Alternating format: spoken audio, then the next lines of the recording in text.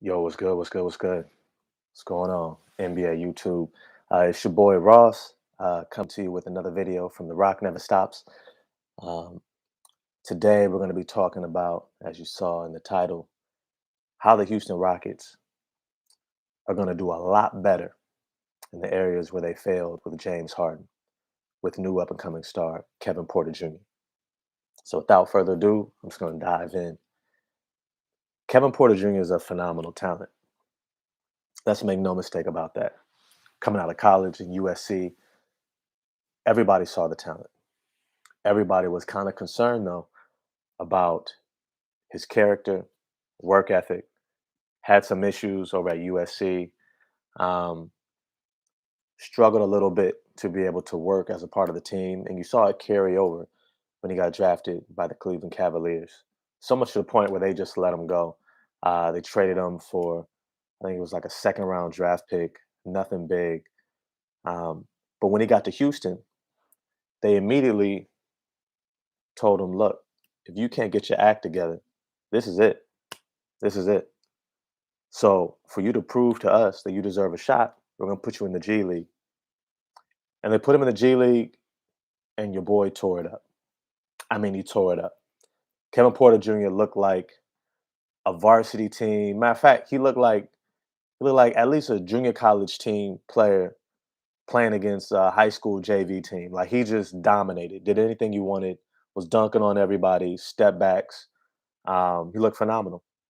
And when he got moved up to the Houston Rockets main team, he was able to transfer all of it, everything he did, from the in and out dribble, hezzy, step backs, finishing with the left and the right, dunking with the right and the left off either foot. Um, could create his shot easily against anybody. I mean, you saw the 50 piece he dropped against Drew Holiday. I did a video earlier about my most improved player list. Um, Kevin Porter Jr. was definitely my number one pick to win most improved player next year. But I see him having the type of rise that James Harden had when he left Oklahoma City and came to Houston, where once they brought him in, they knew he was good, but they didn't know just how good he was about to be. And as soon as he began to blow up, Houston was ecstatic. I mean, they were beside themselves. They were like, yo, we thought we were going to get somebody who could potentially be an all-star, potentially, to realizing we have a superstar. We have somebody who we can build a championship team around potentially. But they made some mistakes early on when they brought him in, and he began to rise. And I'm going to talk about that a little bit here. One of the first things that they did wrong was they failed to ensure that there was continuity between the front office and the coaching staff about what they wanted from James Harden. The front office and the organization wanted a star. The coach wanted to win. And there's a big difference. There's a big difference. It comes to accountability and how you're going to play somebody, what you're going to reinforce from the owner, the organization, all the way down to your star. And unfortunately, there was two different visions. Houston was looking for its next big player since Yao Ming and Tracy McGrady, and head coach Kevin McHale, he knew what it was going to take to win a championship. And as a matter of fact, there was a playoff series where Kevin McHale benched James Harden for a while and was like, "Look, you're not playing winning basketball. You're not playing defense. You're not making sure that you're helping out on defense. You're not making sure that you're playing within the team flow, and you're sulking a little bit. Your body language is bad. Um, that's going to keep us from winning." And so we sat him. And James Harden had a real issue with this. And because the front office wasn't supporting the coach, James Harden was able to leapfrog the coach and be like, "Look, the organization has my back over yours." And sure enough, the very next season, I think Kevin McHale was 2 weeks in and they fired him. Now, this sent a huge message to the overall team and what they were going to be about. That James was not only the man, but James is not going to be held to the same standard as everyone else. As a matter of fact, what they were invested in as an organization wasn't necessarily what many understand to be winning basketball. And winning basketball, as we know, is a few things foundationally. I mean, it's a lot of different things, but a few things foundationally. One, and most importantly, defense wins championships. Period. Period. Period. I don't think we've had one phenomenally great offensive team that did not also play an extremely high level of defense. Not one. I can't think of one. And when the Houston Rockets showed that they were solely focused on offense, to me, it automatically checked me out from really considering them as a contender, especially early on. But the other aspects of what it takes to win in basketball is playing as a team. And not just playing as a team, but being able to trust your teammates and building confidence in them so that they're able to rise with you. So that it's not all on one person. Very few franchises are ever able to win it all with just one guy. I mean, the Houston Rockets was probably the closest that I've seen where it was like one phenomenal talent and then everyone else was a significant drop off. Even though he had Clyde Drexler later on, who was an all-star, great player. But I don't know if he had Clyde Drexler in the first championship. I think the second one maybe, but not the first one. But it's to say, even then, Hakeem Olajuwon was an All NBA defender, and I believe he might have been Defensive Player of the Year or a Defensive Player of the Year candidate in both of those championships. So it wasn't so much just like a offensive player who's a phenomenal talent without defense. It was a phenomenal offensive player who's also a phenomenal defensive player, almost similar to like the Milwaukee Bucks, right? Giannis Antetokounmpo is a phenomenal defender, phenomenal. He plays an extremely high level of defense. He's always on the All NBA defensive team. Um, and even when his offense struggles, you can always rely that he's going to be able to defend multiple positions. He's going to be a great help defender and on ball defender. He defends the rim. He can get out on the perimeter and move his feet. Great defense no matter what. But it's to say that was another area where the Houston Rockets failed. The last area where they failed was that they didn't have anybody who could hold James Harden accountable throughout the game and throughout the season. They didn't have any veterans in there who could really get in his head and be like, "Yo, you need to change something so that we can win," or "This is what it looks like to be a leader." Similarly, to how you had a Derek Fisher being that for Kobe Bryant, where he was able to pull him aside and be like, "Hey, this is how you lead. This is how you make sure that you're playing with your team. This is how you make sure you balance and manage these relationships because we're going to need these guys when we go deep into the playoffs." Nobody was able to do that for him. I think the closest that there may have been if they kept a Jeremy Lin right after Lin's sanity because he had a level of clout coming out of that time period, and he was brought into Houston to be like a high level number two guy. Um, then they also had guys like I want to say Patrick Beverly, who was coming into his own as a top notch high level defender, who was just giving so much passion night in and night out. It almost demanded that you at least attempt to match that energy. But they didn't have him around long either. Ended up trading him to the Clippers. And so that also set James Harden up to really be able to just kind of float on being a phenomenal offensive player, but not necessarily being able to get over the hump because he wasn't putting together the rest of the pieces. And that was more, I would say, the organization's fault as much as it was James Harden's fault. Now, you contrast what they did with James Harden to what the Golden State Warriors were doing. The Golden State Warriors, they had Mark Jackson come in after Don Nelson, uh, won the record. I think be the most winningest NBA coach or something like that. But they brought in Mark Jackson because they wanted to shift the culture. They wanted to actually win. Um, and Mark Jackson, from the very beginning, Stephen Curry, later Klay Thompson, um, all those guys, he immediately said, "We are going to play defense. We're going to hold ourselves and one another accountable, and we're going to win together."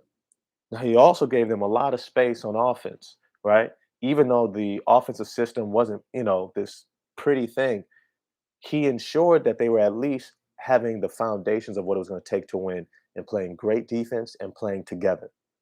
And he really made sure that that identity was not just cemented, but it was reinforced all the way to the point where they had an all-star in David Lee who came over from the Knicks, who was playing at a high level, averaging 20 and 10.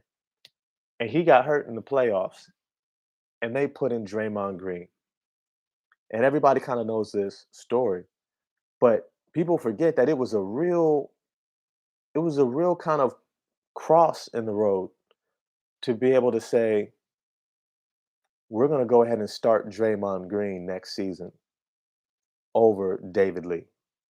Like that was big. That was big because David Lee was an all-star. I mean, you just don't sit an all-star for a second round draft pick who's undersized at 6'6", right? Playing power forward, maybe some center, right? Like not a lot of teams would have done that. Not a lot of organizations would have backed that up, especially when you have an all-star and you're trying to sell tickets. And not a lot of teams would have been able to have the buy-in for that. But Mark Jackson ensured that they did and was supported by the organization. Another thing that the Warriors did was that they brought in high level defenders to reinforce that culture, who had high character IQ, team first guys, but were renowned for their high level defense. They brought in Andrew Bogut, even though the timing was a little bit rough and getting rid of Monte Ellis, as I said in my previous video. But they brought in Andrew Bogut and they brought in Andre Iguodala, phenomenal defenders. Later on, they brought in Sean Livingston, who's another extremely high level defender and team first guy, right? So they were reinforcing the culture with the roster that they were putting together. And as a result, we all saw it. They were ended up able to build around their superstar, their other all-star, and they were able to take it all the way into a championship. And they created a dynasty. Now I'm hoping that this is what the Houston Rockets are going to do this time around. One, I think that they have a better setup because they have a bunch of young guys and veterans who are close enough in age to be able to connect with Kevin Porter Jr., um, holding him accountable while playing at a high enough level to where it won't be all about Kevin Porter Jr. Especially when you have guys like Jalen Green, who just got drafted, who's going to be a phenomenal offensive player. You got Christian Wood, who was putting up near all-star level numbers until he got injured last season, and they were kind of tanking anyways. And you got guys like Jay Sean Tate, a hungry player who was undrafted, worked his way up through the G League, Euro League, um, or played in Europe, and then came over later on and was able to work his way into the starting lineup. Just a dog, a workhorse.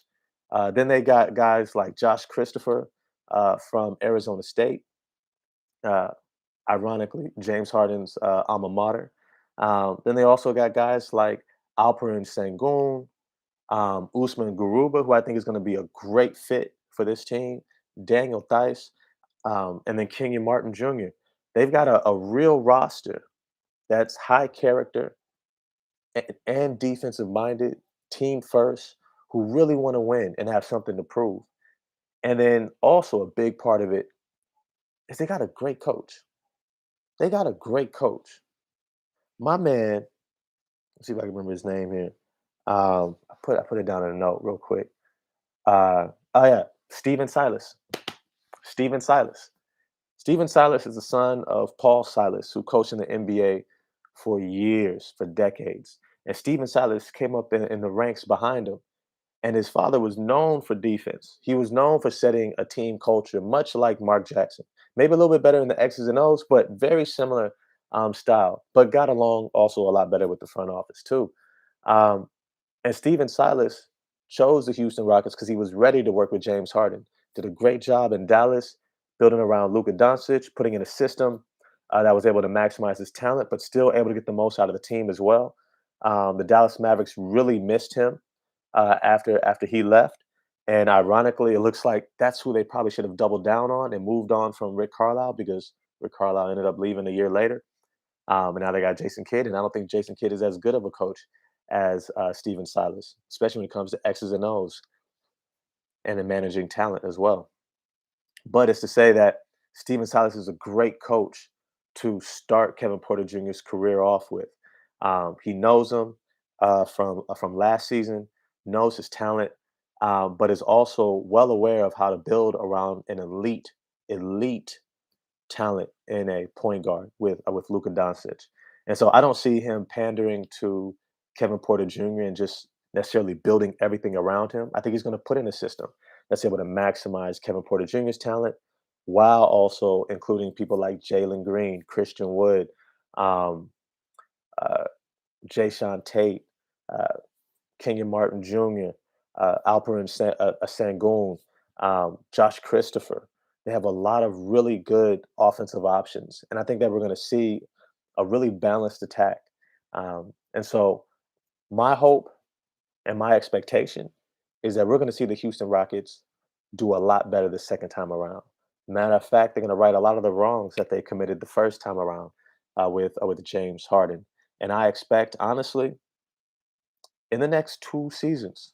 I think we'll see it towards the end of this season, but I think by the time next season comes around, we're gonna really be keeping a close eye on the Houston Rockets to see, is this team able to sneak into the playoffs, into the play-in tournament at least? Because the talent is there, undoubtedly. The pieces are there. Do they have the experience? I don't know. This is why I like Usman Garuba because he not only played in the EuroLeague, but he has a transferable talent that is done at a high level where he started for the Spanish national team in the Olympics. And that's not easy to do, especially on that level of a team that was expecting to have a run at the Olympic gold medal, playing alongside guys like Marc Gasol, Paul Gasol, Rudy Fernandez. I mean, that was their kind of golden team. And Usman Garuba was a main cog in that roster. Then you got guys like Jay Tate, Josh Christopher. I mean, I already said it. They have some real dogs on that team, real guys who want to get after it, who want to play hard, don't mind being physical, gritty, getting in the stance, diving for loose balls, grabbing those rebounds, and doing the little things that it takes to build the culture of winning. Um, and so I really do expect by next season, we might be looking at the Houston Rockets as a play-in tournament uh, playoff team. So with that, that's the end of my video. I hope you liked it. Uh, I'm gonna do a lot more videos as they like come to me. Sometimes I get them from other channels, just different ideas. I don't ever try to copy anybody really at all. But I do get ideas. I do get inspired. Hoop Intellect. Shout out to Hoop Intellect. He's definitely a YouTuber that I definitely like watching. And he did a video on Kevin Porter Jr., one that I was already kind of talking about in my other videos. But that definitely inspired me for this one. So I hope you like it. If you did, like, subscribe. I know the video's a little long. Let me know if it's too long. Like, subscribe, leave a comment. Let me know if there's any other videos you want me to do. I definitely take some recommendations and I always respond to comments. All right. Peace.